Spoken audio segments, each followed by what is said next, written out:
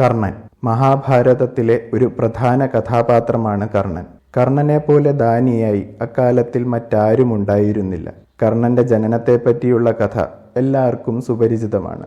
കർണന് കർണൻ എന്ന പേര് കർമ്മം കൊണ്ട് ലഭിച്ചതാണ്. ബ്രാഹ്മണ വേഷത്തിൽ വന്ന ഇന്ദ്രന് തന്റെ ശരീരത്തോട് ചേർന്ന കവചവും കുണ്ടലങ്ങളും അറുത്തു നൽകിയപ്പോഴാണ് കർണൻ എന്ന് പേര് കിട്ടിയത്. ജന്മം കൊണ്ട് കർണന്റെ പേരെന്തെന്ന് ആർക്കെങ്കിലും പറയാമോ? ദുർവാസാവിന്റെ വരം ഫലിക്കുമോ എന്നറിയുവാൻ കുന്തിദേവി സൂര്യനെ ആവാഹിച്ചതിന്റെ ഫലമായാണ് കർണൻ ജനിച്ചത്. സൂര്യന്റെ മറ്റൊരു പേരാണ് വികർത്തനൻ. ആ വികർത്തനന് ജനിച്ചതിനാൽ സൂര്യദേവനും കുന്തിദേവിയും ചേർന്ന് കർണന് വൈകർത്തനൻ എന്ന് പേരിട്ടു.